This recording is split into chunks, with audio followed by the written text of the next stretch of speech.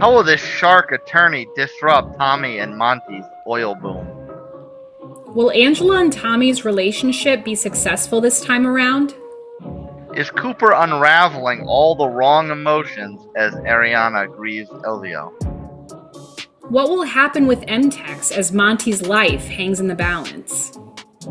Red in Red Real Reviews drills deep down in this sedimentary layered drama from Paramount Plus and Taylor Sheridan, Landman. Ahoy, ladies! Didn't see you there. Would you guys like to set sail on this ocean of flavor? Randall, look at eye contact. You're gonna be cool, right? Oh, baby, I'm as cool as the other side of the pillow. Been staring at this board for days. When you play the Game of Thrones, you win or you die. Act. Bears eat beets. My brain is on fire. I'm dying. I am the one who knocks. Bears. Beets. Battlestar Galactica. When they say 2% milk, I don't know what the other 98% is. It's hard to believe we're even the same species. You know nothing, Jon Snow. Oh my god. The microchip has been compromised. Dracarys.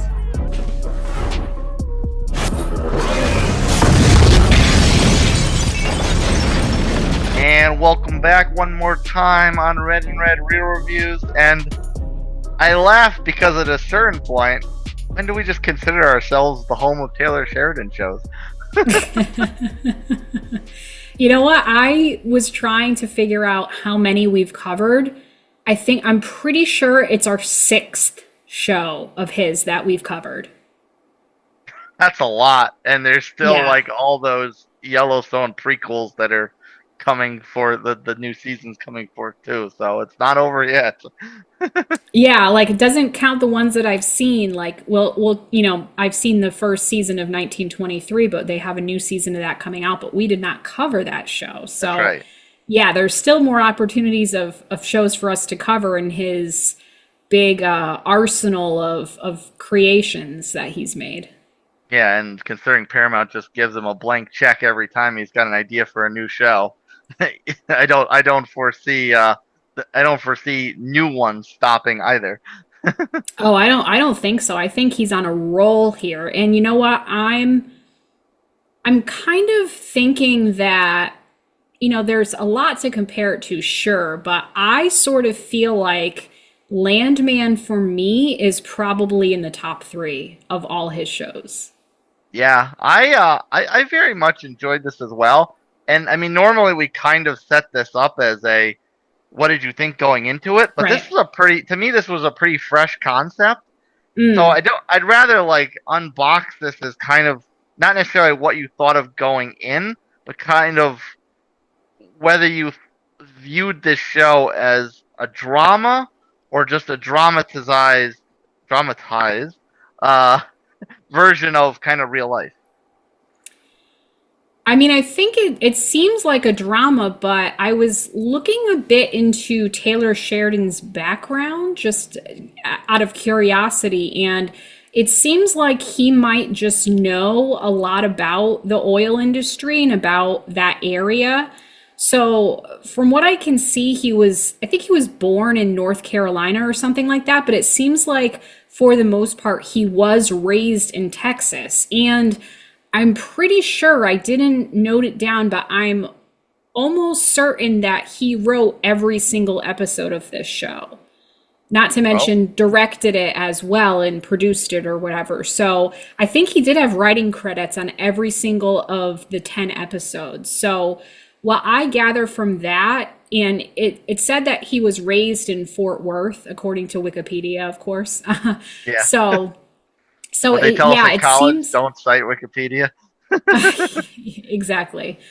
But it kind of seems like this might be the show out of all of them. Like, yes, I think he did live in Montana for a time, so like I'm sure he relates to Yellowstone and things like that, but it sort of seems like this might be the show that is really closest to his heart or that he knows the most about, which is why he had the writing credits on every episode. And in addition to that, it could also mean, because there's always like when you watch a show or a movie, there's always like something in the back of your mind that is like, okay, where's the like disconnect as far as what's fiction and what's reality? But to that point, this could be something where if this was his life growing up and something very close in proximity to him, this could be a really true interpretation. Obviously with some fluff and frills for on Right. screen, but a really close, damn close to true interpretation of what it's like on oil fields. Right. And it kind of begs the question whether, like, a good family friend was a landman or something like that, because I did look up and I think his dad was some sort of doctor, I want to say, like a cardiologist for some Oh, reason. Don't fact check Taylor me on that, Sheridan's but father? yeah, Taylor Sheridan's dad was, I believe, some sort of doctor. So Huh. I don't gather that he would get that experience from his dad, but maybe there was like an uncle or a family friend that kind of was in that industry where he knows so much about it. I have to assume he's either doing that or it's something he had interest in, so he was like researching it very heavily. Well, that gives me new insight into the end of the show and one of the big climaxes. Yeah. The other thing that I noticed about it was bringing to light the dangers of this profession. One of which the big crux of the story, even starting in the first episode, the explosion that kills Elvio. Mm. And then of course there was another smaller scene later on where Tommy went to see a foreman and he's standing up on the pipes and the pipes collapse and he gets crushed to death. Ugh. So between those and then of course Tommy's little back and forth relationship with the cartels, there's also kind of shining a light on the dangers of this profession too.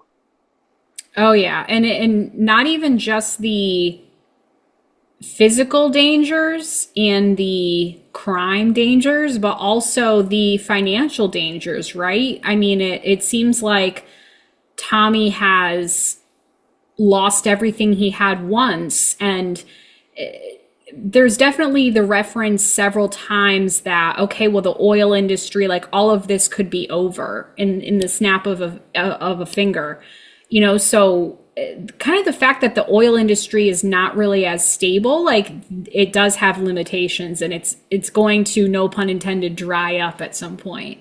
Yeah. Oh yeah, they keep hinting at that throughout like the second half to the Yes. end, as far as their futility in their careers. Mm-hmm. And there was even a point early on where Tommy's saying to Cooper, um, something like, like I'm an alcoholic and I'm $50,000 in debt and I'm one of the lucky ones, Mm. or that makes me one of the lucky ones, or what have you. Right, saying it's not the easiest road to venture down. Yeah. Don't learn from my mistakes, son. Don't do this. Exactly. So father son is usually a pretty typical relationship, not just in life, but also characters on screen. So there's a lot of relationships in this show, Mm. of a familial nature, of a professional nature. So I want to go through some that stood out. What you got first? For me, I think most of them were familial. So I did like the relationships that Ainsley and Angela had with Tommy. Although I'll note I've seen a lot of social media posts about, Landman episodes and things like that, and I'll look at the comments, and it seems like at least 50% of people are greatly annoyed by Ainsley and Angela. They're like, oh my God, get the ex-wife and daughter out of there. They're so annoying. Oh my God. So I found that kind of funny because I am someone who gets annoyed by a lot of characters in shows, and I did not find them annoying at all. I found it to be comedic relief, and I think Ali Larter, who played Angela, did a great job of balancing the serious drama with the comedy. She did a great job of both. And in a Yeah. lot of those moments that Tommy had with Angela, you really see that. You just mentioned the thing about the foreman getting pinned under all the pipes, and that was kind of the first moment that we saw Angela being serious and in realizing the seriousness of Tommy's job as a landman. Mm-hmm. So like when she got out of the car and he told her, don't get out of the car, I'll be right back. And she didn't listen, gets out of the car, and you can see the look on her face. She realizes what happened and she's stunned. Yeah. And so that was a great moment between them where she kind of takes a step into his world and realizes what he deals with. And even the moment of, she gets upset by how he reacts to the things she does. And he kind of takes her aside and says, look, I need simplicity. Like, I need to just come home and have a meal. He's like, I can't do this whole thing where you're expecting a reaction or you're expecting something. He's like, I do appreciate you. I appreciate what you do, but, do what you want, but don't expect me to participate after the things that I deal with from day to day. So, just her kind of coming to understand how he functions. And it's one of the things that made their marriage fail, I think, the first time around. So they're kind of getting an understanding of each other in order to make it successful this time. Yeah, he's probably like, understand the fact that I am white and I do not want to put any thought into plate, fork, food, mouth. Yeah. And so I liked, the Angela relationship with Tommy, but I also liked the Ainsley relationship with Tommy. Like we sort of get the sense that, she's been living in Fort Worth with her mother and stepfather, and we sort of get the sense that she doesn't really know her dad that much. But it's just funny. I find the relationship that they have just a very light, joking around one, but then the fact that he's able to give her wisdom, like when he's talking about early on how it didn't work out with him and Angela before, when she's having issues with that first jock that she's dating that she's not sure is into her, in a profound sense. So I like the wisdom he kind of gives her. We're just kind of led to believe she's this like dumb blonde, like she's just, she's good for nothing but looks, but he kind of offers her more substance as her father. She's kind of got this aura about her of like your typical ditzy cheerleader from high school. Yeah. But her relationship with Tommy is she's daddy's little princess. Yeah. And I think because Tommy knows how he and Ange kind of fell into love or lust with each other, and I think seeing her jump around from high school quarterback to high school quarterback terrifies him, because he's like, oh my goodness, she's gonna fall into the same kind of patterns of life that Ange did, and then I think that probably also gets, although he probably thinks that he probably trusts that Ange is kind of gonna be a guardian angel over here when they're out on their little adventures and whatnot. But from a viewer's perspective, you see the two of them out all the time together, and you think, well, there's why Tommy should be afraid, because they're just out on the town living it up right now. Of course Ainsley's gonna get in trouble. Oh yeah, Ange is rubbing off on Ainsley, and it's kind of funny because it's not like a typical relationship between mother and daughter. Like, they are friendly, but she's still the mother, and she's still like kind of imparts her own kooky brand of wisdom on her. But yeah, it's an interesting relationship that the two of them have, and then when they're both interacting with Tommy. I found it interesting that I didn't necessarily think too much about it, but you brought it up a moment ago, that the fact that she's probably spent most of her life with Ange at Victor's house, so maybe she doesn't know Tommy all that much. But the fact that Ange comes down, and whatever, maybe it was the trauma from the dipshit first quarterback, but like Ainsley kind of has this coming to light, like, I want to be here, and that's almost the catalyst towards Ange and Tommy rekindling their past romance. Yeah, that's true. It has something to do with it. I think ultimately what sealed the deal was Angela getting jealous over Rebecca and realizing that she like Yeah. wanted to get back with him after that. Which is funny. Jealousy for nothing because Tommy and Rebecca were never. I mean, it's funny because Nate makes a joke early on at one point, like Yeah. be friends with her, sleep with her if you have to, but never throughout the entire season do you get the feeling that Tommy and Rebecca have any kind of romantic lust for each other. They're kind of like snipping at each other more, if anything.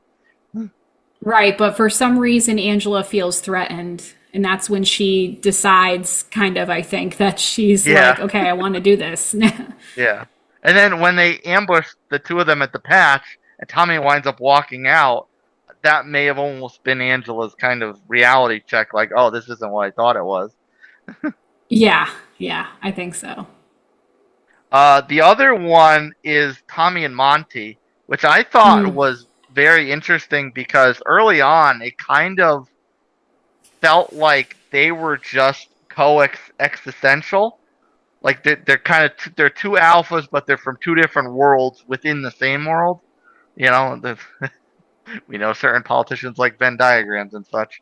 Um, and then like as the story progressed, it became very obvious that they weren't necessarily just two ships flying in the night. They really were BFFs to the point where I think Tommy even says outright that one of my best friends is fighting for his life, but my best friend's fighting for his life right now. Um, and there was a scene where Monty stands up because the board wants to get rid of Tommy because they probably just think Mm. he's some backwoods Texas hick or whatever. Right. It's like no, you need someone, and he's like, you need someone like Tommy, and if we get rid of Tommy, I'm gonna have to find another Tommy who's not as experienced and not as knowledgeable, and it's gonna cause us even more problems. So I like how their relationship from to the audience kind of grew where you didn't realize how close they were until it was right in front of your face. Right. Like you just kind of think, I think in the beginning, the first few episodes that, okay, Monty is this big rich businessman. He's the boss. He's Tommy's boss. Tommy's just a little underling, under Monty. So you get that boss employee relationship a little bit. And then as it goes on, you realize that Tommy is very well acquainted with Cammy. He knows her very well. Like she's Monty's wife and he knows his boss's wife very well. And you're like, no, it's not his boss's wife. It's his friend's wife. So of course he knows her well. Yeah, and there's scenes when Monty says something and Tommy challenges him. It's not necessarily a contentious challenge. He's like, that's not like I'm giving you my insight that this may not be a good idea or there may be a risk to this. And it's the same way the other way. Tommy will say to Monty, I need this, and Monty will be like, pump the brakes, we can't do that. Yeah, it's kind of interesting. Like when I would compare to when you have a job and your employer will say to you, "Oh, well, we trust your opinion. You're the professional." And then you go and tell them your opinion and they're like, no, we can't accept that. Yeah. It's funny like that, but the fact that they're friends, you get the sense that when Tommy's telling Monty about some, fire they have to put out, no pun intended, Monty's like, Christ, that's another $1 million, or, he's thinking about the money, but ultimately I think he's just like, okay, what should we do? And he really trusts his opinion on what he says or what he recommends. Yeah. And it also, because like you said, with him still having a relationship with Cammy as well, because during Monty's cardiac trauma, where they're going over the legal ramifications, like, okay, if he doesn't pull through, or if he does but he's severely incapacitated, this is what's going to happen. Tommy's supposed to take over, and then like on one hand, you realize like, okay, this is like the confirmation of how close they are because he's entrusting him with his company. But the other thing is, Cammy's got it in her head that she like she wants the company to go forth a particular way because this is what Monty would like, and Tommy's like, we need to think about this a different way because that thought process is what has what has Monty fighting for his life right now, and you don't want to be in that same situation. Yeah. And I think Tommy's the one that has to keep saying, like, do we have to talk about this right now? Like, my best friend is dying. He's Yeah. kind of feels like it's surreal, and he doesn't want to be disrespecting Monty by talking about, oh well, what do we do when the dust settles and he dies? Like, he just doesn't want to hear anything about it. Yeah. Very, very heavy. It is. Yeah. All right, so let's talk Cooper. What is Cooper's deal? Because to me, there are two very, very meaty arcs in Cooper's story in this show. And one is his ambition in the oil business. He wants to work with his father under this company. He wants to know the ropes and see how everything works because he's got it's an educational background that he kind of knows the science of it. He just needs to know the practice of it. And Tommy's always warning him against it. Then there winds up being an extra rub in this because of how he gets close with Ariana, and he's acting as an influence with the settlement that Rebecca and Nate are trying to work out with the families.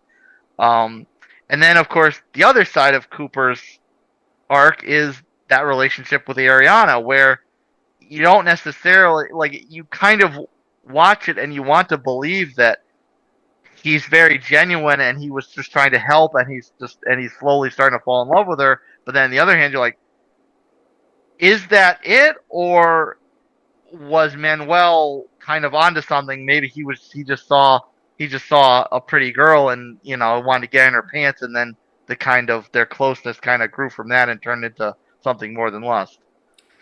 I think there's definitely a lot more to Cooper's character than that, for sure. I mean, the way I see it, like, we have Ainsley who takes after Angela in looks and personality.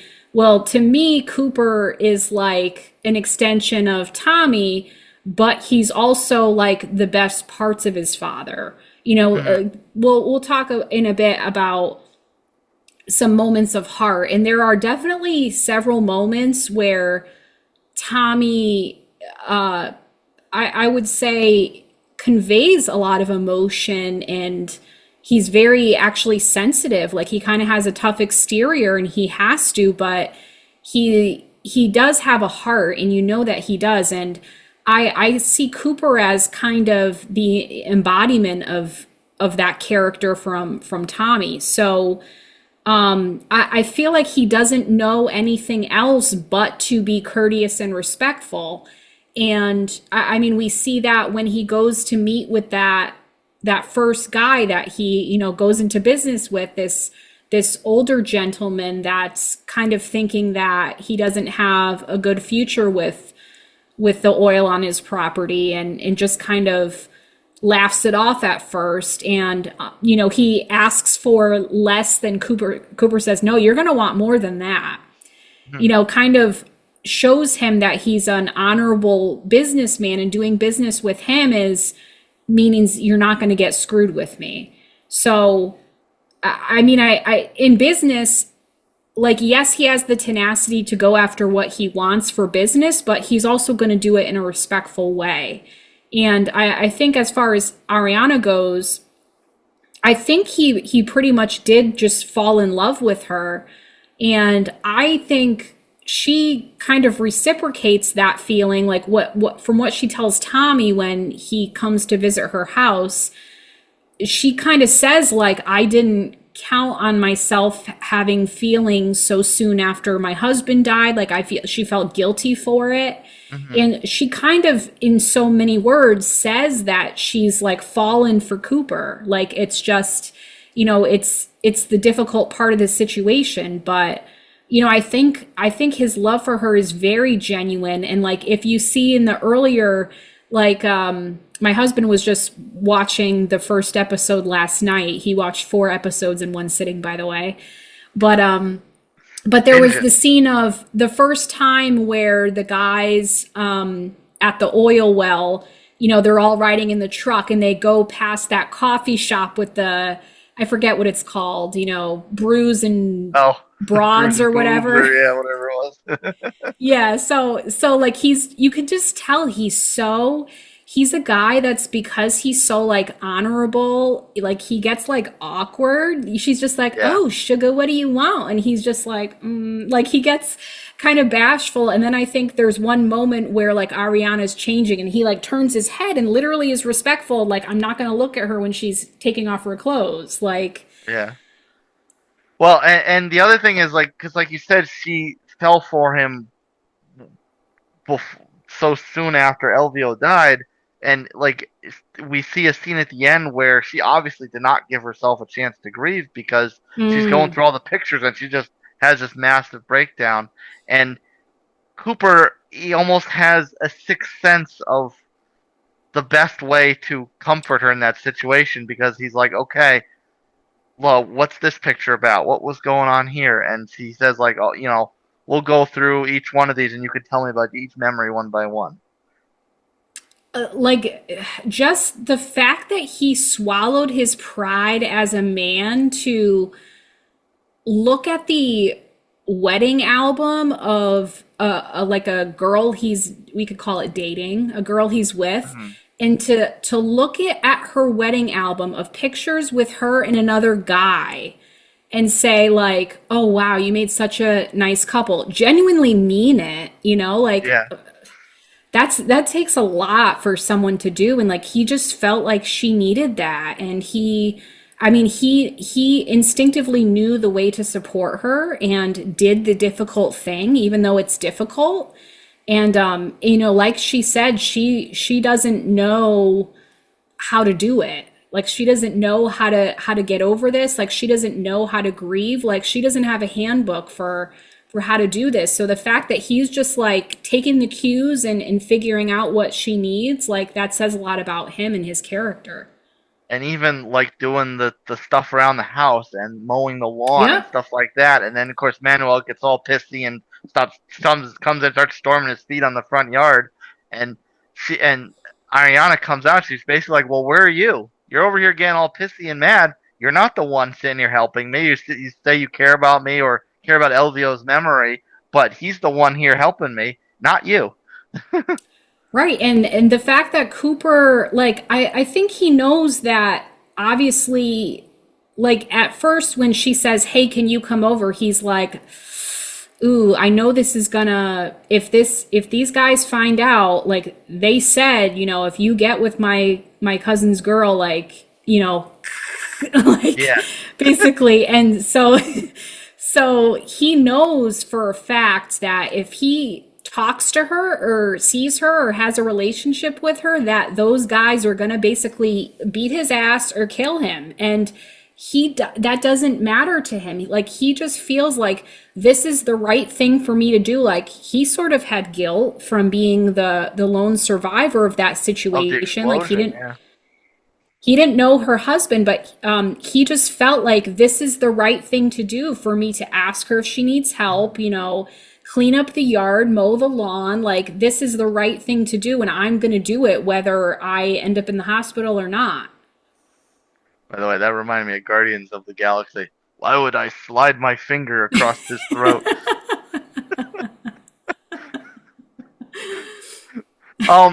And real quick on the business stuff, like that kind of, when the guy said this isn't the way we've been doing this for a long time, and he's like, I know, but that's the way I'm gonna do it now. It's almost like kind of bringing back the handshake deal, and where he says like, right. I'll give you want 25%. He goes, well, how much are you gonna take? Nothing. That's all yours. You sell me the lease, I make money off of that. Yeah, and I think kind of taken aback from it. The farmer's kind of taken aback from that. And he sort of implies too when he's talking about his and Ariana's future, and she's like, wait, like, why are you talking about a future? Like, like she kind of thinks he's getting a little ahead of himself, and so she says, okay, what are your grand plans? And he talks about it, and he says, yeah, but I'm going to do it in a different way. Like, I'm going to do it my way, basically. And so then we see when he ventures out and he does his first business deal, it's very different, though. Like, literally, I think, then we see him walking with the guy, and it's like they're it's almost like, that guy's son and Cooper are like best friends. Like, all of a sudden he has the respect of this elderly man, and he's shown this man, he's come from a stranger, and in a little time he's shown this man his character and the depth of his character to see that he's genuine. Yeah, that was the scene with at the settlements when he told her that I'm gonna own my own oil business someday, and I'm not gonna run it like that. Yeah, exactly. Well, we've already gone over a lot of heavy topics, so let's bring the temperature down a little bit for some brevity. And it is a dramatic show, but as only Billy Bob Thornton can do at times, it injects a certain type of authentic comedy to this in his own little magical bad Santa way. So the first thing, I don't necessarily have a specific quote here, but one thing that always I got a kick out of, Nate works out of the house. And when Ainsley's running around in her bathing suit and tanning, and the one scene where she's looking for some kind of tanning cream and there's nothing there, so she uses the Crisco, and he's like, oh, he's like physically like hot under the collar, and he's like calling Tommy, and he's like, what am I gonna do? I'm gonna work upstairs or something. That I always got a kick out of that. Like, he was so worried about being seen as like the pervy old man in the house. Or even the fact that these men, live with her father, and when Dale comes into the shower and Ainsley's screaming and like punches him, and she's like, there's a rapist in my bathroom. That was so funny. Yeah, that there were so many parts that, obviously Taylor Sheridan was the writer, so he came up with all these lines, but you're hearing them through Billy Bob Thornton and the character of Tommy, but it wasn't really just Tommy that had all the good lines. There were a lot of good lines from everyone. Yeah, it was almost kind of, it felt like you said, maybe it's just Taylor Sheridan. Like, it makes me think like maybe he's just a genuinely funny guy, like a naturally funny guy for these like normal everyday circumstances to be so hilarious. But yeah, it was kind of like whether from him or Billy Bob, it was some kind of aura like transferring to all the other actors. Yeah, like there were a few. There was like an Angela lines I wrote down. I wrote one down from Ryder, who is the guy that Ainsley is kind of getting serious about. So like Angela's quote is, I think there's some incident where the guy the first jock that kind of breaks Ainsley's heart when she realizes like he's just after her for her body, he goes and like hooks up with her friend or something. And I think or maybe like her friend posts a picture with him, and Ainsley's looking at it like horrified.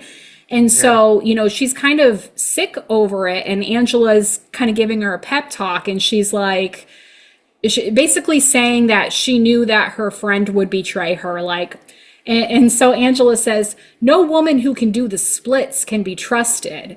And then Ainsley goes, but I can do the splits. And she goes, except you. That's I can't okay, do it daughter. with the Southern accent. Like, I'm not really going to try, but you know how Angela, she's got the funny Southern accent, except you. Side note, I didn't bring it up before, but you may shatter my reality right now. Dare I say Ali Larter's aging gracefully? I don't know if she's had work done, but dare I say she's aging gracefully?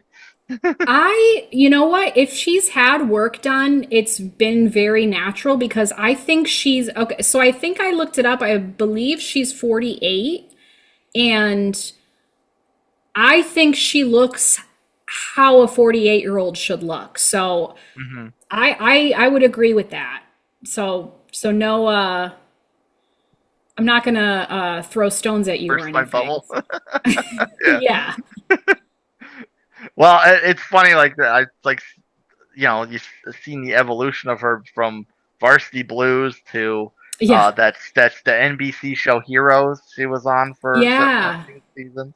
I was looking So at her filmography. And so I had a line actually about Angela's appearance. I actually laughed out loud when this happened. When Ryder comes over for dinner, and you have Dale and Nate sitting around the table, and she gets her I forget what the food was called. This is when she throws the tantrum because this the Tommy wants to paella. get paella, because Tommy wants to get his own bowl. So Yeah, anyway, yeah. they're all sitting down to dinner for the paella, and she comes over with the big bowl and like sets it on the table, and Ryder goes, "Damn, y'all's chef is hot." And Ainsley goes, "That's my mom." Like, I laughed out loud. I thought that was so funny that he was just like, "Damn, y'all's chef is hot." And it's so funny that Ryder is someone that's like, a chiseled physical specimen, high school quarterback, getting college, scholarship interest, that sort of thing, to play football. And like every time something like that happens, he gets so awkward looking. Like, I don't know whether it was just something like under the surface, or he's just like intimidated by this family. But he always kind of like shrivels up in that kind of moment. Yeah, he kind of, I mean, obviously because he's a jock, you get a little bit of the sense that like, oh, well, he's good looking, but he's sort of dumb or something. Mm-hmm. But yeah, you do get a little bit of that. Yes, he's chiseled and he's like a Greek god, but there's something like socially awkward about him, which like kind of Yeah. brings him down a rung, like just to bring him down to earth. Or at least make him seem like a regular person and not just Yes. a plastic fake person, fakey. Yes. Made Exactly. that word up. Another thing that always never failed to make me giggle are Tommy and Rebecca's antics. Yeah. Like, because Rebecca's got this air about her that she's from the big city, or she's like, I'm a woman in a male dominated field, so she's got a chip on her shoulder about that. And every time she kind of puts forth something of a traditionally like leftist bias type of opinion, not only does Tommy shoot it down, but he does it in a way that's kind of very plain speak. So it doesn't come off like he's talking down to her. It's just kind of Yeah. like listen to this listen to what you're saying, it doesn't make any sense. Like, He almost when makes her feel like the crazy one. yeah. We could say he almost gaslights her a little bit. Yeah. Like, there's speaking of trendy adjectives, there's that one scene early on when they're in the truck together, and she kind of starts to poke back at him, and it kind of feel like, oh, she's trying to like do the whole mansplaining thing. And he says to her, well, it was meant to be a compliment until you Gen Z'd your way out of it. I hate the term mansplaining. I find it so like gross. Cringy. Yeah, I do. And then of course they're out, like he's trying to show her what this life is really like. Mm. So they encounter the rattlesnake, and of course she gets petrified because she's this big city attorney or what have you.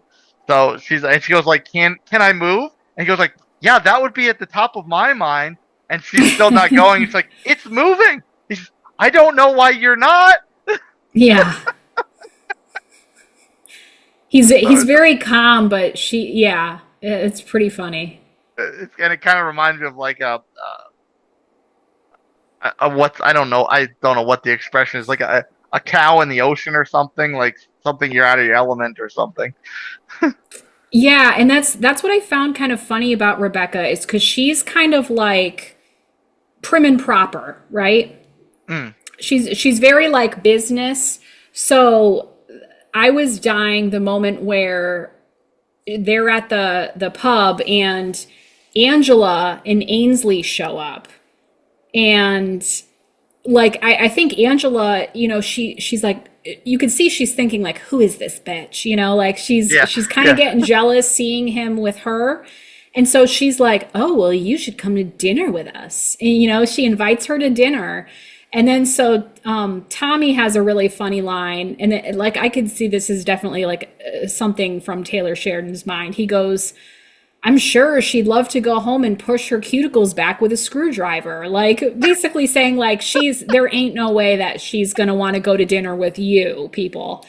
And then Rebecca kind of calls him on his bluff, and you know, you think she's going to say no because like she sees this like crazy woman coming in and she goes, I'd love to join. You know, she's like, whatever, we're doing this. Like, which I kind of respect someone's ability to do that, like to call their bluff, like, oh, they're not going to do this because it's going to be awkward, or she's trying to come onto my man or something. This is going to be a way to scare her off. I kind of respect someone be like, no, I see you, I got you, I'll be there. Yeah, she didn't shrink back with her tail between her legs. She was like, no, I'm just going to face this, whatever this is. Like, this woman's coming at me and I'm just going to go at her. Yeah, brass balls type shit. Yeah. And the one I know you've got one more of this kind of like right side, left side. So I've got one more too, but mine's at the end. So do you want to go do yours first? So my yeah, I mean, I kind of thought this was funny because, you know, this show takes place in Texas. So you kind of get a sense of like what people are like. Like, I've never been to Texas, so I don't know what people are like, but there's a scene where I think, Rebecca's saying, drop me a pin of where you want me to meet you or something. And she's like, just so you know, I could bring my gun with me or something like that. And they're talking about license to carry, basically. Yeah, she says, I'm licensed to conceal carry in this state.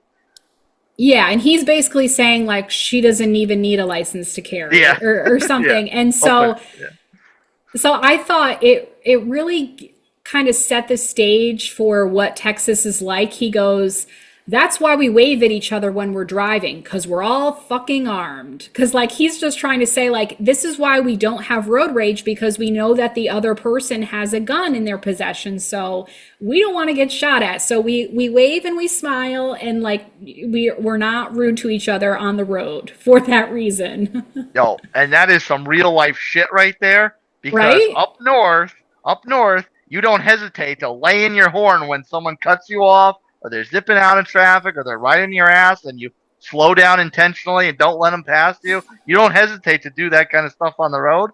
Down south, I don't think I've heard a horn more than 5 times in 4 years. Well, I'm an anomaly because what if I told you that I don't think I've ever used my horn? That wouldn't surprise me, but I'm making my assessment off of the grander group of people. Yeah, I mean, I think it's just like a reaction thing. Like, I'm kind of not quick reacting. So I think one time, like, I was driving somewhere a few hours away with like my friend, and there was this big like tractor trailer that tried to get over like in the next lane and like just completely didn't see us. It wasn't like I was in a blind spot, just completely ignored the fact that I was there. And so like I was just like, I had to react, and I think I either laid on the brakes or I swerved or something. And then my friend reached over and like went on the horn because I didn't really have the quick reaction to lay on the horn. I like, of course, swerved or whatever, like to be like, oh, I don't want to hit this truck. But I didn't think to be like, don't do that. Like, yeah. No, there's something to be said for either defensive driving or like just quick reaction, because some people will do both. They'll react and they'll honk their horn. Some people just do one or the other. Some people will just react and be like, what the frick just happened? Yeah, I get like that adrenaline, and then I'm just thinking, I'm like, oh, I just avoided death. Yeah. The land of make-believe. We're all sorts of pop culture gifs in this episode. I know, right? And my last one was, I think that scene is preceding this scene where Rebecca is tasked with facilitating this deal that Monty is obviously incapacitated in dealing with. So, and it was kind of a pride thing for Nate not to do it, but Tommy says, "Listen, you do the paperwork. They'll take care of the science. Rebecca, you just by the time you're done talking with them, you're going to be an expert on this." And he goes over his plan about, this is where the shale is. We got a frack to get it down in there, and of course, there she goes, another little like kind of leftist trope where she's like, "Oh no, I'm morally opposed to this. This is what's causing the earthquakes." Oh. And Tommy leaves. He gets in the truck and he looks at her. Okay, at one point he also says, "Well, you probably should have run for Congress instead of working for an oil company." And then he says, "I'll tell you what. If this really bothers you, sell your Mercedes, live in a tent, go hunt for your own food. You'll probably feel better about yourself, but I guarantee you'll be the only one. And I think the moral high ground gets really windy at night." So that's all like another kind of like calling your bluffing. Okay, you can have all the problems you want, but this is the way the world works, and you're not going to do any of this shit anyway. I actually, in that moment, I thought of Beth talking to in Yellowstone, talking Summer. to yes, talking to Summer, the vegan, vegetarian, whatever she is, about like animals and things like that, and yeah, it had the same tone, right? Yeah, the mink coat, where it's like when you pour paint on the mink coat, you just killed about another dozen minks because she's just going to go and buy another jacket. Right, exactly. Like what you're, if you're so humble, then why are you living this way? Basically, like you can not live this way and don't bitch about it. Yeah, exactly. So there's a lot of funny, but there's also some I don't know what we call them, tender moments or serious moments or profound moments. And so we'll talk about the ones that kind of struck us a little bit more deeply. And one I thought was, I kind of viewed it as the cost of jealousy when Ariana is broke up over Cooper's injuries, and and she's obviously feeling guilty because their Right. budding relationship, so to speak, is the reason why Manuel went after him not once but twice. And his instinct, again, back to our previous discussion of Cooper always knows what to do in this situation. He says, "No, it's not your fault.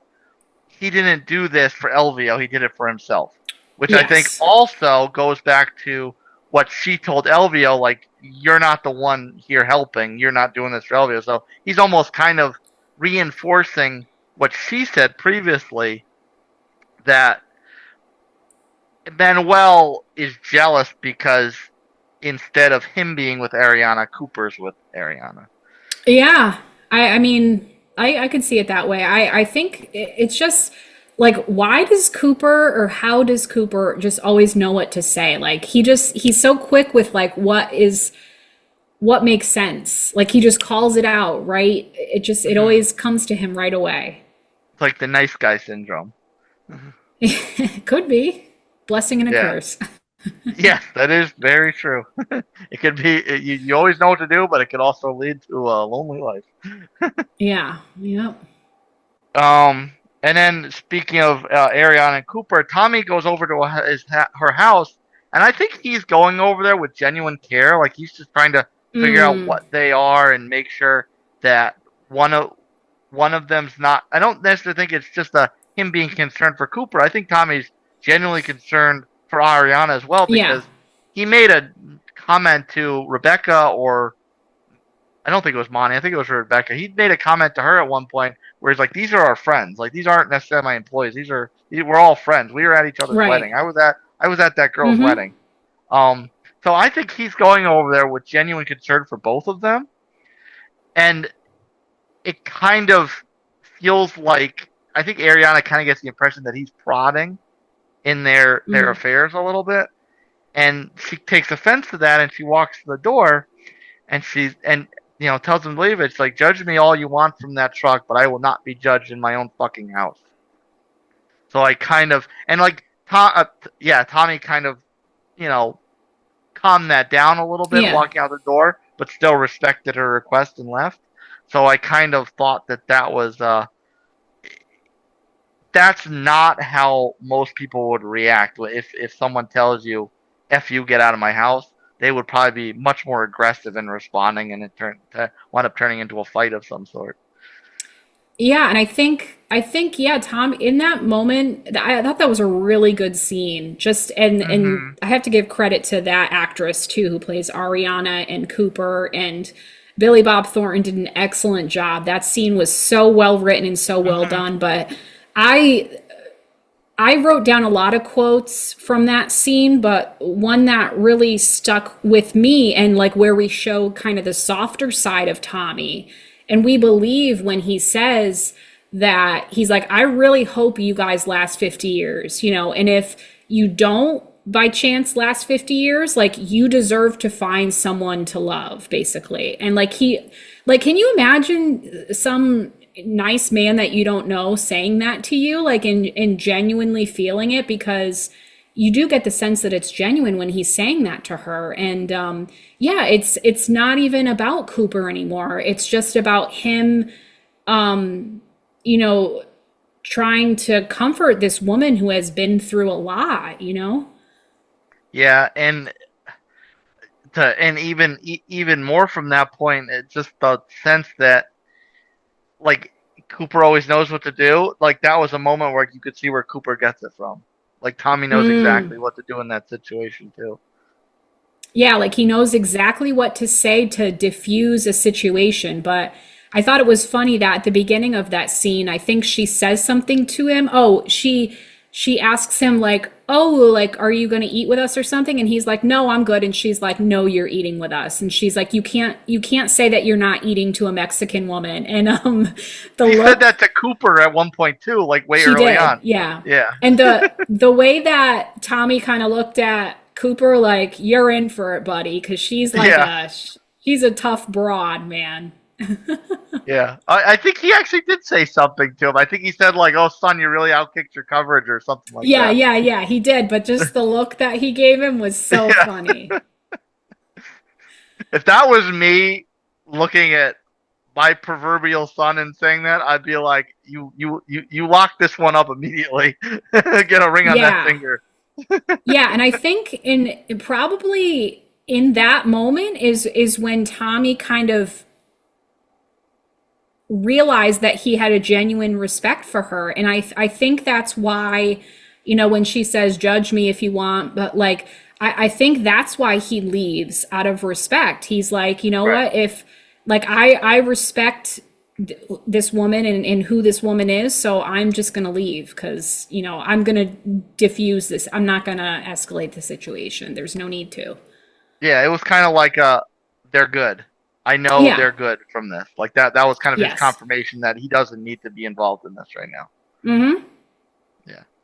So, looking forward, I don't necessarily know whether this was planned to be a continuous series, but I they certainly left it open like it could, and I would certainly very much want it to be continued because of just the quality of the series. Mm. Yeah, I think I mean I don't think it was intended to be a limited series or anything like that. And I could see with it being seemingly like Taylor Sheridan's passion project that obviously he wants to continue it. I mean, I would not be surprised if we hear the finale aired, you know, within a week, so Hmm. I wouldn't be surprised if we hear in a couple days or in a week that yes, it's renewed. Yeah. There's a lot of things to tie up. Obviously, there's that last scene, which, speaking of things that hit me, Monty's whole Mm. situation definitely hit me because when the surgeon's explaining what happened, like, this is hitting my real life situation because that could have happened to me if my aortic aneurysm wasn't attended to when it was. Like that very much could have been me as far as the thing bursting. And it with Monty, it burst and he needed a transplant. So, moving forward, there's got to be some resolution with the company and how Tommy's going to close Mm. this deal, whether or not they're going to sell it. I think that's one thing that needs to be resolved going forward. I think that there's some family life storylines because there's that last scene where he's because of his situation with the cartel, he doesn't have the energy to deal with the fact that Ryder spent the night. But Right. Ryder comes downstairs ready to have breakfast with the family, so I kind of feel like that's going to be like a softer storyline, kind of like a feel good thing that they're one happy family now. Yeah, and I think, I feel like Ainsley kind of had her father going a little bit. She was kind of trying to torment him. Like we find out basically that she has never been with anybody before. We find out that Ryder is like her first. Here we thought that she was all sleeping with everybody. That first jock and everybody and. Yeah, so I think that kind of shows that it could be serious between them, between Ryder and Ainsley. And not to mention, I mean, yes, Ariana needs time to grieve, but we could see something very serious developing with Ariana and Cooper, too. Oh, very much, and especially with her still kind of grieving Elvio, it's not necessarily like I think we think they're gonna be good for the long haul, but they also kind of do tell the story of their relationship in a way where you don't necessarily know. Like you think maybe she's gonna have a moment where she's full on grieving and she can't do a relationship. It's possible, or it's that they stay together and yeah, there's some bumps along the way because she is still grieving. But what's interesting is, I mean, I think at one point when he's telling her about his future plans, what he's going to do, she says something about like, oh, you think we're just going to move away and you're going to raise my child or blah, blah, blah. She literally, I mean, obviously there's scenes where she's like breastfeeding, but for the most part, there's not really a mention of her child Yeah. or Cooper doesn't really have a relationship with her child. It's just kind of like, oh, the baby's crying again and it's interrupting our making out. But like I could see, in a second or third season, like what if they do stay together and what if Cooper like really does have a hand in raising her son and really becomes like this, the adoptive father of her son and that's the only father that this baby knows. Right. And of course, the other thing to me, and we didn't spend a lot of time talking about this, but I think it's definitely a big storyline going forward because Tommy and Jimmy always have this contentious relationship of, kind of coexisting with the oil business and the cartels. And Jimmy goes ahead and captures Tommy and steps out of line and winds up with his whole team getting leveled by his boss. And his boss walks in and frees Tommy. And there's and Tommy's trying to kind of, brass balls this guy into being like, well, you got to answer to us now because you got to make good for what dipshit just did. And he just comes right back at him like, no, no, no, no, no, we're going to be friends. And all your friends in Congress and the DEA and that sort of stuff, they're our friends too. Yeah, so I think I could not figure out who that actor was. I was like, I know who he is, and then I looked it up after, and I'm like, Andy Garcia. That makes sense. I did not recognize Andy Garcia. Yeah, I mean, I think he's been in other kind of mobster movies. So yeah, that kind of, it was such an interesting thing though with the head of this cartel, like the way he was being so nice to him, like call someone, ask for a change of clothes, like have someone you trust pick you up. He's literally helping him out of the building. Oh, you want the rest of my pack of cigarettes? Oh, I give you my lighter, but it's my dad's. I can't give it to you. Like just being so nice to him. Like, so yeah, it's really weird, but I do think that, Tommy's going to have to make some difficult decisions because he's going to be president of MTEX, but like he's going to have to do things that appease the cartel. So that's it. He's going to have to make some difficult choices, I think, or else, there's fear of violence, basically. Well, fear no violence with us. If you enjoy listening to our show, we would very much appreciate a 5-star review and let us know what you think of each episode. If you have any questions or comments, please email us redandredrealreviews@gmail.com. That is the letter N, not and. And make sure to follow along with us on social media. She is Binge the Ginge. That is dots between the words on Instagram and all one word on TikTok. And I am Nutmeg 2 Palmetto, that is the number 2 on both platforms. As always, you can find our videos on YouTube and Rumble, and stream us on Spotify, Apple Podcasts, and iHeartRadio, wherever you get your podcasts.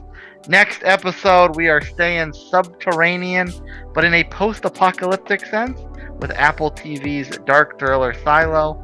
This is season 2, and it's already been renewed for 2 more. So catch up, check out our review, and then be ready for whenever we have to tackle the seasons after that. Until the next real review, Red, we're signing out.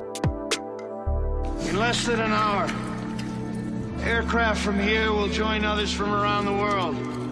Don't act so surprised, Your Highness. Hey guys, you ready to let the dogs out? What? Do what? No.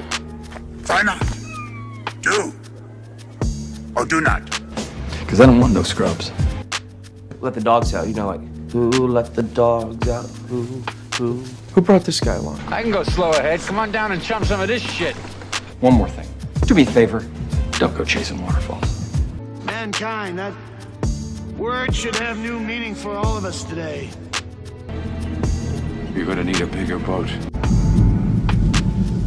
Snakes. Why did it have to be snakes? I'll take care, all right? None but love for you. None but love for you. Have any clue what's about to happen to him? Oh, not a chance in hell. Good night. Peace! Smile, you son of a... You did it. You crazy son of a bitch, you did it. Toodaloo, motherfucker. Hey, It's not funny anymore. TLC references. Still nothing. I swear to you. But as the day when the world declared in one voice, we will not go quietly into the night. We will not vanish without a fight. We're going to live on. We're going to survive. Today, we celebrate our Independence Day.